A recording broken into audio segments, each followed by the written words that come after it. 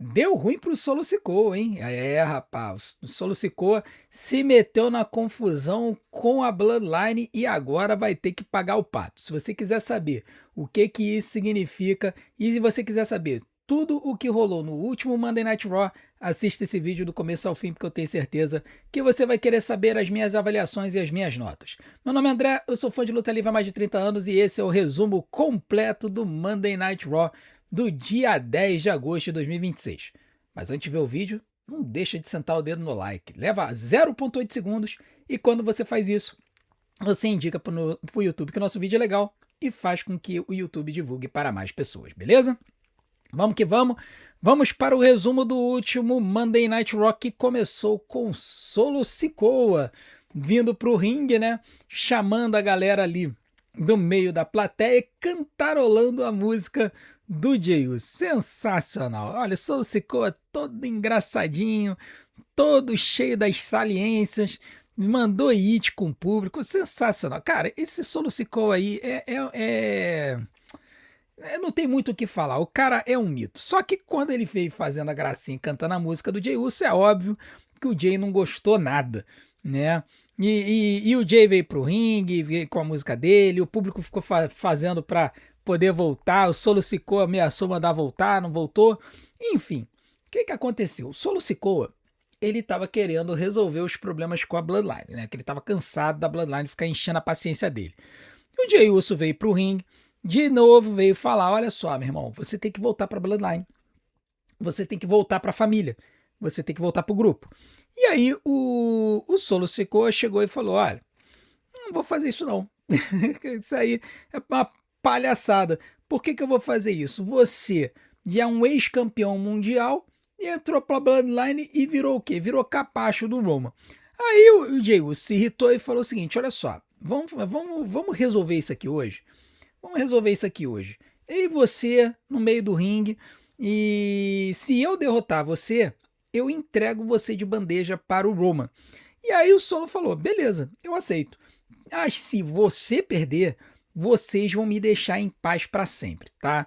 Então ficou aí marcada a luta aí no final, né? O Jey Uso falou: esse é o seu tiro de aviso, pau! Aí chegou o Solo Sikoa no final da promo dele e falou: e esse é o seu tiro de aviso? Piu! Ai, meu Deus, Solo Sikoa é bom demais. Esse cara é sensacional.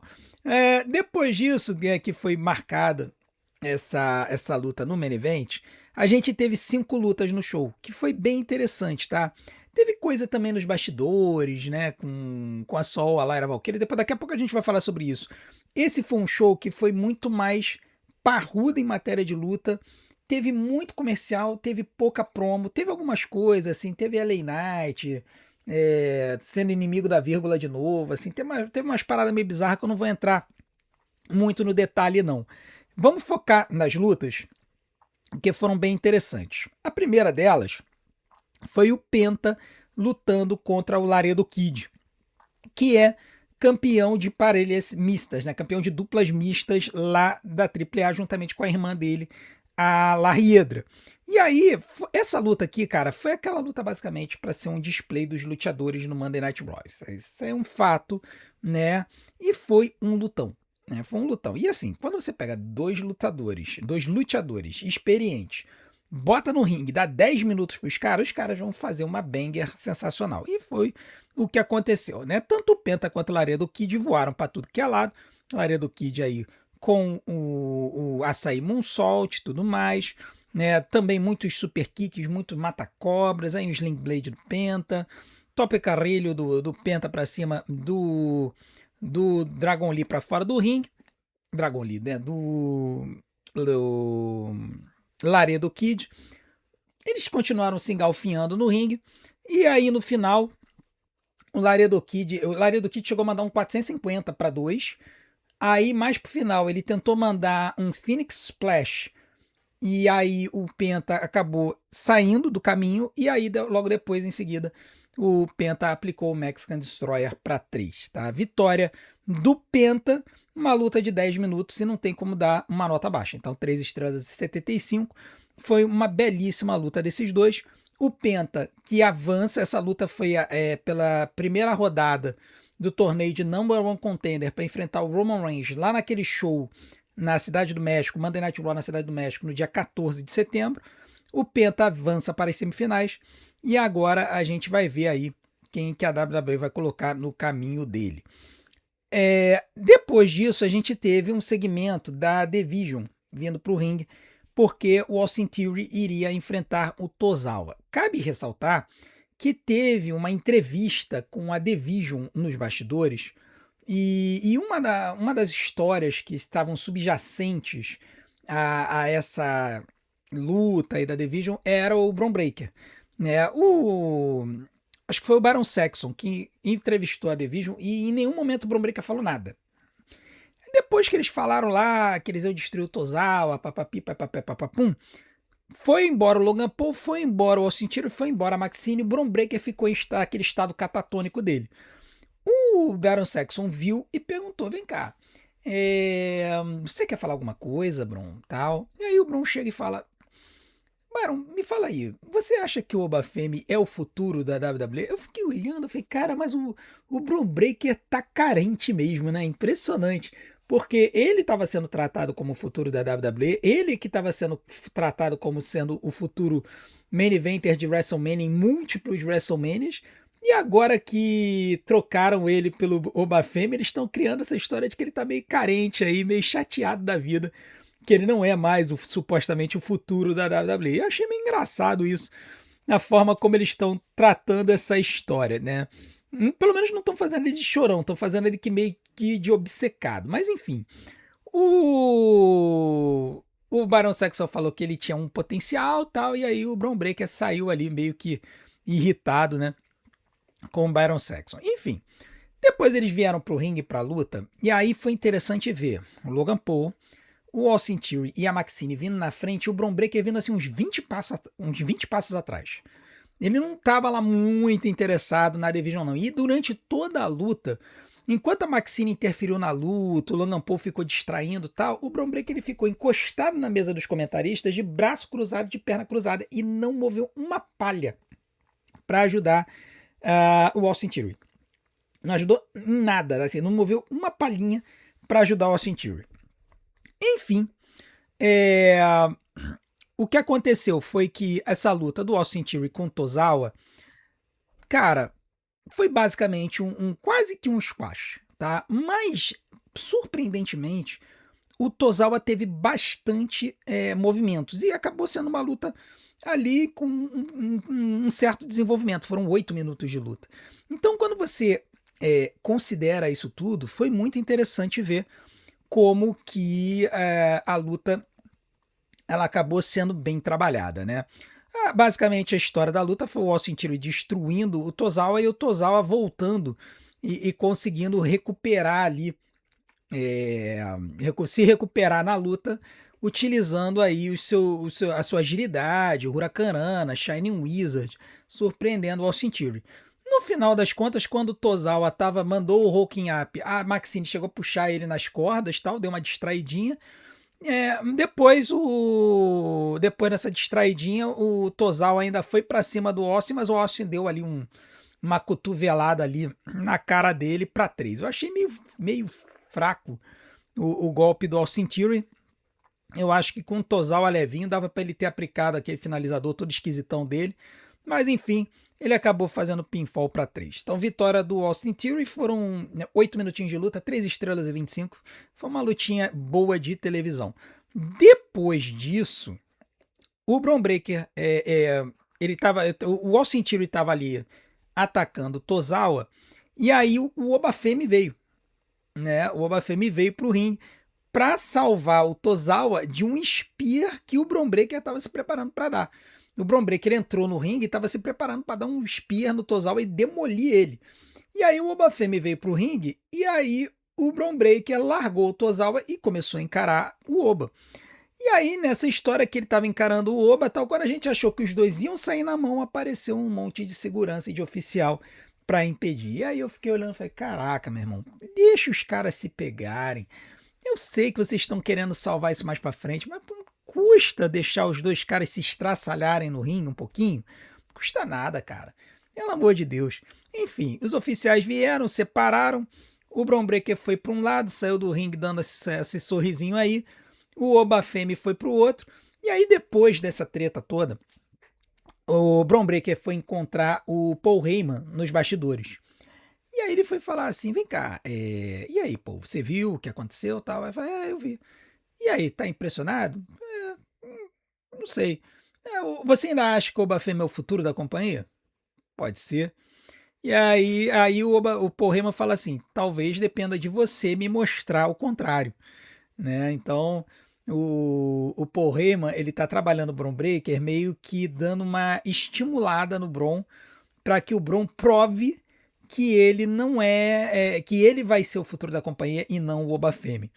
E isso tá me cheirando assim, quando a gente observa essa história toda, e eu olho assim, eu olho o Bron Breakker, eu olho o Obafemi. Cara, nessa história aqui, sabe qual seria a lógica? O Paul Heyman se aliar ao Obafemi, o Obafemi tornar heel e o Bron Breakker ser o mocinho da história. Porque ele, apesar de ser muito grande, o Bron Breakker, ele é menor do que o Obafemi. O Obafemi é o monstro imparável dominador da WWE. O Obafemi, ele está assumindo o manto do Brock Lesnar.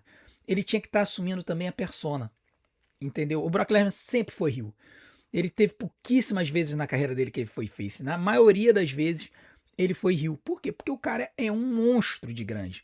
E qualquer lutador que for enfrentar ele vai ser underdog. Então, num cenário desse, o ideal é que o monstro dominador seja heel. Então, o Obafemi, eu acho que casaria muito bem como heel, podendo ter o Paul Heyman como advogado, depois ele vai lá e ele fala e tudo mais, e o Bron Breakker podia tornar face e aí ser o underdog dessa história, ser o azarão dessa história. Eu acho que ficaria legal, tá? Mas enfim, foi isso que aconteceu aí nessa situação. O Bron Breakker acabou deixando o Paul Heyman lá, enquanto o Paul Heyman ficou dando aquele sorrisinho maligno dele pra cima do Bron Breakker. Depois disso, a gente teve a vinda de Stephanie Vaquer pro ringue, né? Stephanie Vaquer veio pro ringue para poder falar que ela ia acabar com a raça da Judgment Day, que ia pegar o título dela de volta, né? O título que tá com a Liv Morgan. Lembrando que a Stephanie Vaquer perdeu esse título na WrestleMania para a Liv Morgan, mas com muita interferência da Judgment Day, né? Então, obviamente, ela tem algo a dizer sobre toda essa confusão aí da Judgment Day com ela. Ela quer o título que ela entende que foi roubado. Enquanto a Stephanie estava falando isso, eis que toca a música de Becky Lynch. The Man aparece, vem pro ringue, e aí a Becky, basicamente, ela fala que ela, assim, entende os motivos da Stephanie querer partir para cima da Liv, ela entende que é uma situação pessoal, que no caso da Becky é o título. E aí ela fala assim, olha, se você quiser, vai lá, destrói a Liv Morgan, assim, vai de boa, pode acabar com a raça dela, eu não tô nem aí. Mas o título é comigo, tá? Você vai lá, você resolve sua pendência com ela, mas o título é comigo. E aí a Stephanie, ela ficou encarando ali a Becky, a Liv Morgan ameaçou vir pra cima da Becky, atacou a Becky, mas a Stephanie e a Becky se voltaram contra ela, e a Liv Morgan teve que dar linha na pipa. Mas no meio do ringue ainda ficaram a Liv Morgan e a Stephanie Vaquer e a Becky Lynch batendo boca, tá?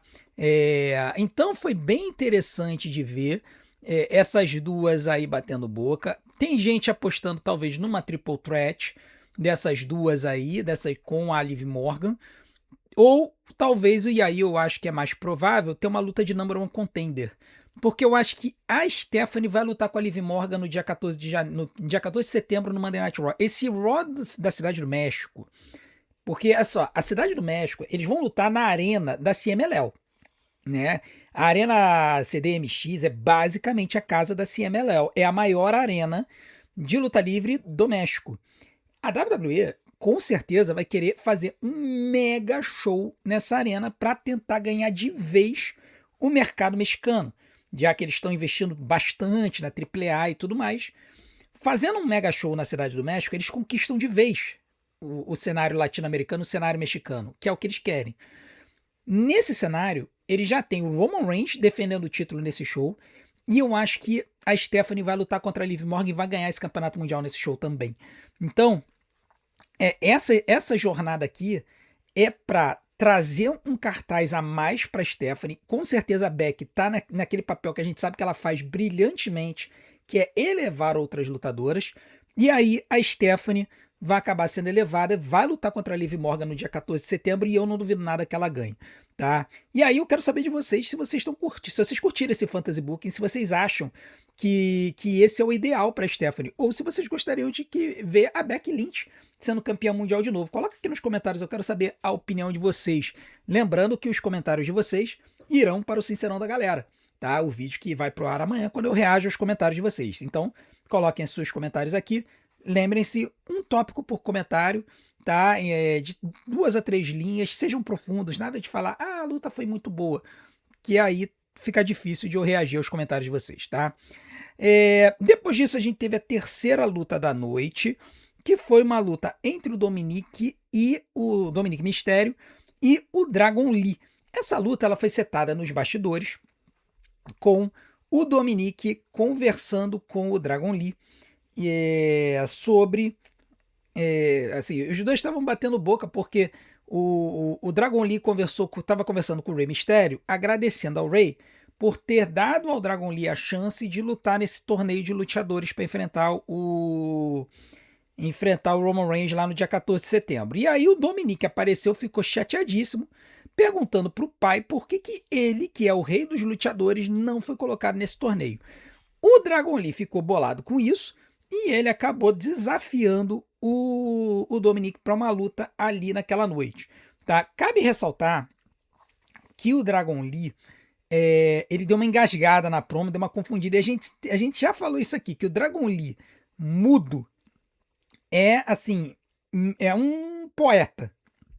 Porque se ele começa a falar, ele se embola todo. Ele não tem um inglês tão bom quanto, por exemplo, o Penta, que melhorou muito. A Stephanie Bacana, a promo dela também melhorou muito o inglês dela, tá? Ela deve ter feito mais aulas aí. Mas o Dragon Lee, cara, tá meio que estacionado. Eu acho que ele tá precisando fazer o Duolingo aí, que nem o restante da galera, tá? Enfim, essa luta, cara, também foi uma luta bem legal, tá? Uma luta de 2 lutadores. E aqui eu tenho que falar uma coisa muito importante, que aconteceu tanto com o Dominic quanto com o Solo Sikoa. Nós vimos os dois soltando os seus arsenais. E assim, quem viu essa luta do Dominic e quem viu a luta do Solo, que a gente vai falar mais pra frente, olhou assim e falou, pô, da onde que esses caras estão tirando esses golpes que eu nunca vi? Lembra que eu já falei pra vocês que os lutadores heels, eles são nerfados para que o público não aplauda? Pois é. O Dominic teve o arsenal um pouco liberado. E aí acabou que deu muito certo. A gente consegue ver que tem um potencial latente aqui que a WWE estava nerfando para que o Dominic não fosse aplaudido como ele foi aplaudido no ano passado, tá? E aí cabe a pergunta, né? Você se perguntar, poxa, mas então vale a pena manter o Dominic como heel ou vale a pena tornar ele face no futuro? Eu acho que ele vai virar face, eu acho que ele vai virar um novo Eric Guerreiro, sinceramente. Ele tá com a cara do Eric Guerreiro, apesar de ele não ser filho do Eric Guerreiro, né? Ele é filho do Rey Mysterio. O Eric era como se fosse o tio por adoção dele. Eu acho que ele vai acabar adotando essa persona do Latino Hit, assim, daqui a algum tempo, alguns anos talvez, o Dominic vai adotar e ele vai se tornar um mega face da companhia. Mas por enquanto, eles estão segurando ele como heel, e aí por conta disso estão nerfando o cara. Mas nessa luta ele soltou um pouco o arsenal, deu pra ver isso. Talvez os agentes da WWE tenham falado pros heels soltarem um pouquinho mais o arsenal, e a gente pôde ver o Dominic fazendo isso. Aí, ó, ele mandando um salto pra cima do Dragon Lee, ele não tava dando esses saltos assim, entendeu? Foi uma boa luta desses dois, tá? Aí o Dominic mandou o 619, e aí foi mandar o Frog Splash, o Dragon Lee levantou o joelho, depois ele aplicou o golpe dele para 3, tá? O finalizador do Dragon Lee lá, um finalizador todo esquisitão para 3. Então vitória do Dragon Lee, 11 minutos de luta, 3 estrelas e meia, e aí muita gente notou assim, Dominic perdeu de novo e perdeu limpo, né? Pois tem gente que tem falado que o Dominic tá tomando uma punição, porque no SummerSlam ele teria, eu não sei se ele postou na internet ou se ele falou alguma coisa, que ele falou assim, eu só estou aqui para não ser multado. que foi uma referência ao Marshawn Lynch, jogador do Seattle Seahawks, que num Super Bowl anos atrás, e o Marshawn Lynch não era dado a entrevista, ele não dava entrevista. Só que no Super Bowl o cara é obrigado a dar entrevista no dia de mídia. O Marshawn Lynch, ele foi, sentou na cadeira para ser entrevistado e ele ficou a entrevista inteira, toda pergunta que era feita para ele, ele respondia: eu só tô aqui para não ser multado. Faziam outra pergunta: eu só tô aqui para não ser multado. Faziam outra pergunta: eu só tô aqui para não ser multado. Ah, não sei o que, só tô aqui para não ser multado. E ele ficou falando isso constantemente. Depois de uns 10 minutos, o pessoal perdeu a paciência, liberou ele foi embora. Tá? Então, o Dominique falou isso porque certamente ele não estava satisfeito com o fato de ter que lutar com Danhausen no SummerSlam. E aí a WWE parece que está dando uma enquadrada no Dominique e fez aí ele perder essa luta pro Dragon Lee. Vamos ver se ele tá na casinha de cachorro mesmo ou não, tá? Então, 11 minutos de luta, 3 estrelas e meio. O Dragon Lee vai estar lutando também nesse torneio aí. Acho que ele vai lutar na semana que vem, se não me engano.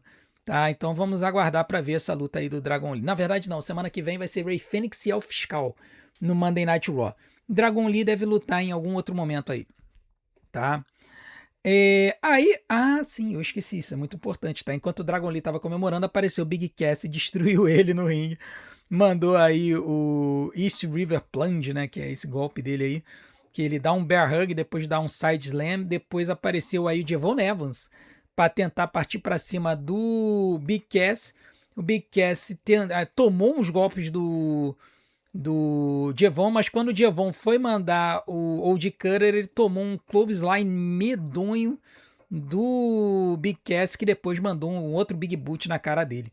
Tá, então o Big Cass destruindo aí o Dragon Lee e o Devon Evans aí. Eu diria que essa galera aí hoje está fazendo o lower mid-card do Monday Night Raw, né? Porque tanto o Devon Evans quanto o Dragon Lee já andaram lutando pelo campeonato intercontinental, mas eles nunca ganham. Então eles são, assim, jobbers do cenário intercontinental. E o Big Cass está entrando nesse cenário aí para aniquilar todo mundo. Né? Ainda não temos sinal do Enzo Amore. Tá parecendo que o Big Cass vai lutar aí como Rio mesmo. Vamos aguardar para ver aí quando é que vai ser a primeira luta do Big Cass nos rings da WWE. Depois disso, a gente teve a luta entre Raquel Rodrigues e Roxane Perez contra Sol Ruka e uma parceira convidada. E aqui, muita gente ficou chateado com a pessoa que apareceu. Por quê? Desde que foi anunciado que a Sol Ruka ia escolher essa parceira para lutar com ela, as pessoas criaram a expectativa de que essa lutadora seria a Lola Vice, da NXT. Por quê? Porque a Tatum Paxley estreou na sexta-feira.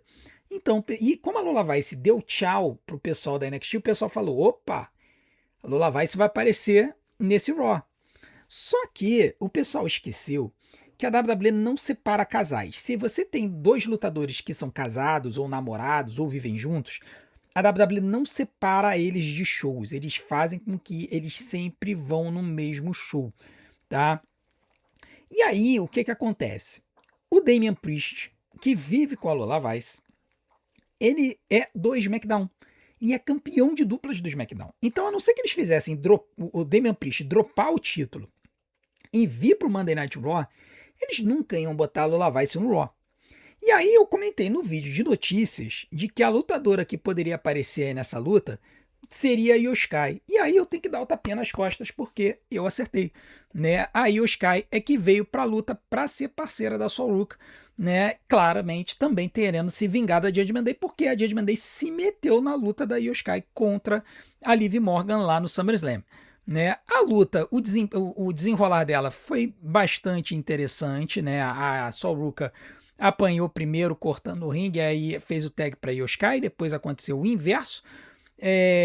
Muito interessante a Sol Ruka pulando para tudo que é lado no ringue, acertou todos os golpes, tá? Cabe ressaltar, acertou todos os golpes. Aí a Roxane mandando um crossbar aí nas duas. Depois elas começaram a alvejar o braço, o ombro da Sol Ruka, né? A Roxane tem esse estilo meio old school de sempre alvejar uma parte do corpo. Geralmente ela alveja o braço, né? Às vezes ela alveja ali o tornozelo, o joelho e tal, mas geralmente é o braço, o ombro que a Roxane costuma atacar. E aí depois foi feito o hot tag, aí o Sky veio pro ringue, esse missile dropkick altíssimo, teve esse backstab modificado aí, em homenagem aí ao Marco Alfaro, né? Esse backstab modificado aí da Sol Ruka pra cima da Raquel Rodrigues.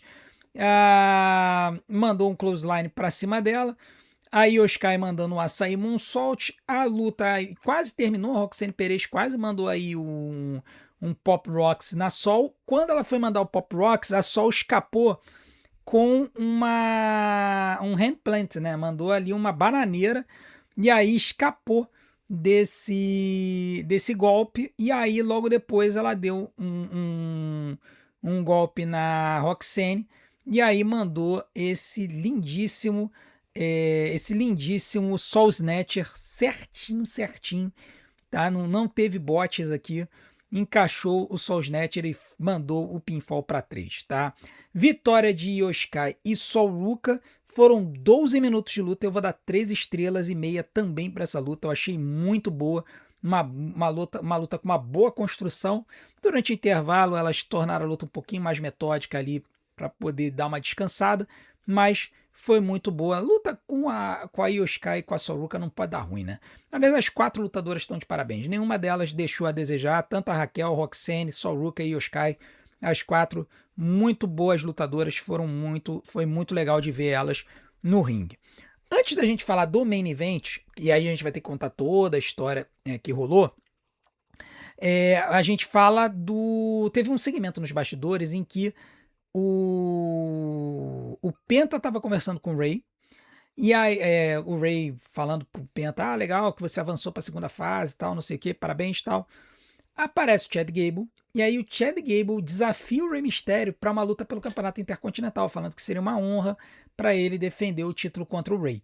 O Ray agradece, falando que ainda tem um pouquinho de gás no tanque, e essa luta vai ficar para uma outra data, a gente não sabe quanto que vai ficar. Também teve um segmento interessante depois dessa luta, em que a Sol Ruka e a Io Sky estavam nos bastidores comemorando, e aí apareceu a Lara Valkyria Cracuda, né, com aquela cara horrorosa dela, falando um monte ali para cima da Io Sky e da Sol, e dizendo para a Sol que ela não poderia roubar a oportunidade dela pelo Campeonato Intercontinental. Ela mais cedo tinha aparecido conversando assim, nos bastidores com o Adam Pearce. E aí ela vai embora, e aí tem um momento que eu acho que é a Io que pergunta pra Sol assim, vem cá, ela não tá dormindo não? Porque a cara da Lyra é toda bizarra, né? Cheia de olheira e tal. E aí a Sol fala, cara, não sei não, ela tá passando por uns problemas aí. Muito engraçado essa interação. E a Lara Valkyria Cracuda tá sensacional, assim. Essa persona dela tá maravilhosa, ela adaptou muito bem se adaptou muito bem a esse papel de vilã. Tá sendo bem divertido de ver a Lyra aí com esse papel aí na WWE. E para terminar, nós tivemos a luta entre o Solo Sikoa e o Jey Uso. E aí a gente já começa falando assim, pô, não dá para entender o cara que fez uma promo de Rio contra um Solo Sikoa mega face, vem pro ringue e faz hit para todo mundo para puxar a galera. São essas coisas que realmente são incompreensíveis, né? Mas enfim, o Solo Sikoa veio pro ringue para poder enfrentar o Jey Uso. E esta luta aqui, por incrível que pareça, você pode estar pensando assim, poxa, luta de irmão, da Bloodline, deve ter sido horrível, né? Deve ter sido um lixo essa luta. Foi não. Foi surpreendentemente boa. E outra coisa, Solo Sikoa usou muitos golpes diferentes. Ele usou o Stink Face do pai do Rikishi, né? O Rikishi é pai do Jay também, né? Mas como o Solo Sikoa é mais parrudão, ele usou vários golpes do Rikishi. Ele quase fez um Stink Face. Ele deu uma quadrilzada no corner, depois ele sentou, aquela sentada que o Rikishi dava, né? Que o Gamarada tentava fazer o Sunset Flip e o Rikishi simplesmente sentava no cara. O Solo Sikoa fez esse golpe. E também teve um golpe que o Solo Sikoa mandou um Spinning Heel Kick, que também era um golpe que o Rikishi aplicava, e o Solo não aplicava esse golpe há muito tempo. Então, assim, a gente viu um moveset bem variado do Solo, que novamente nos fez lembrar de como que a WWE nerfa os Heels. É impressionante. Por quê? Porque o Solo Sikoa Heel, quando ele lutava, era chato. Era, assim, 3 ou 4 golpes, o resto era pancada, ficar farmando vaia, não sei o quê. Nessa luta aqui, ele desenterrou um monte de golpe que a galera que assistiu ele na NXT fala que ele usava lá. Então é muito legal de ver que o Solo não desaprendeu a lutar e como que ele acabou engajando com o público. O público estava mega engajado com o Solo Sikoa. E isso fez todo mundo pensar o seguinte: bom, o Jey Uso está querendo vencer e levar o Solo Sikoa para Bloodline. Obviamente, o Solo Sikoa vai vencer. E ele vai manter a sua rivalidade contra a Bloodline. E aí, assim, a luta foi desenvolvendo, com o Solo Sikoa aí com um Samoan Drop no Jey Uso continuando, aí o spinning solo do Solo Sikoa. O Jimmy Uso apareceu para atrapalhar. O Solo Sikoa despachou ele. Depois o Jimmy apareceu de novo. O Solo Sikoa tomou um spear, mas ele acabou chutando. E aí o Jimmy Uso tentou atrapalhar de novo, tomou um Samoan Spike. Quando o Solo Sikoa virou as costas, ele tomou um outro spear do Jey Uso. E aí o Jey Uso mandou o Uso Splash. E aí ele foi pro pinfall. E aí eu pensei, bom, o Solo Sikoa vai chutar, né? O Solo Sikoa não chutou. E com isso, a gente teve a vitória do Main Event Jey Uso. Aí tá o Samoan Spike do Solo pra cima do Jimmy. Aí o Spear do Jay pra cima do Solo. O Samoan Splash. 1, 2, 3. Vitória do Jey Uso. E aí, segundo a storyline, o Jimmy e o Jay vão entregar pessoalmente o Solo Sikoa para o Roman Reigns. Só que aí é que tá a pegada, né? Que tá a parada que confundiu muita gente, inclusive a mim mesmo. Eu tive que voltar para poder ver a história. O entregar o Solo Sikoa pessoalmente para o Roman Reigns não significa que o Solo vai se tornar membro da Bloodline. Então eu acho que o que a gente vai ver aqui é uma situação em que o Solo Sikoa vai ficar de frente com o Roman, coisa que ele estava evitando há muito tempo, e pode rolar uma trairagem. Tem gente que no chat durante a live falou: olha, eu acho que o Solo Sikoa pode até entrar na Bloodline, mas vai implodir ela por dentro. Porque as falas dele com o Jay fazem total sentido. O Jay era um ex-campeão mundial que estava lutando pelo campeonato mundial até ele se tornar capacho do Roman de novo.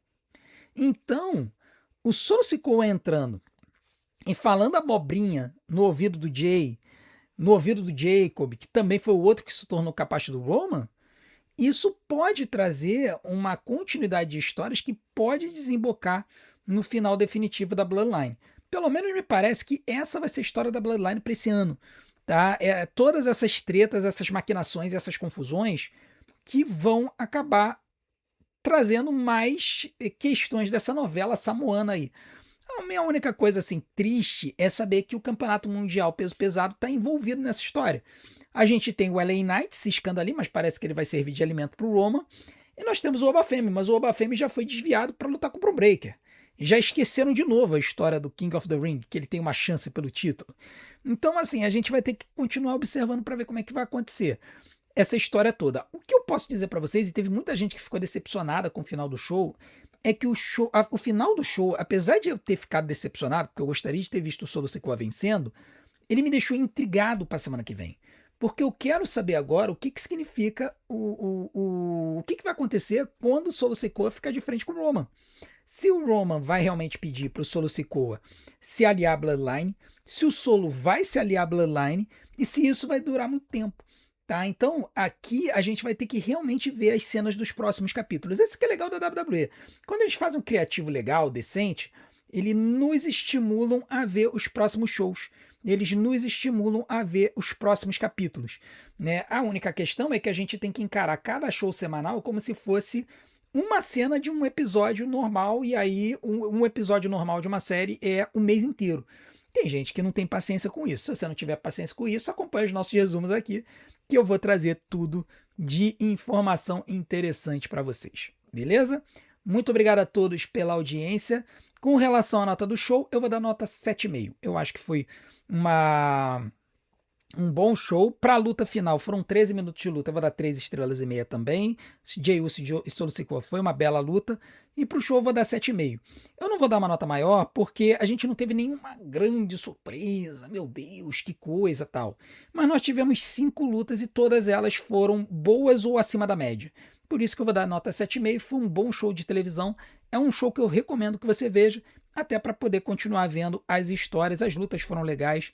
Então, é um show que vale a pena você ver. Vai lá, vai na Netflix, assiste, depois você volta e me agradece, beleza?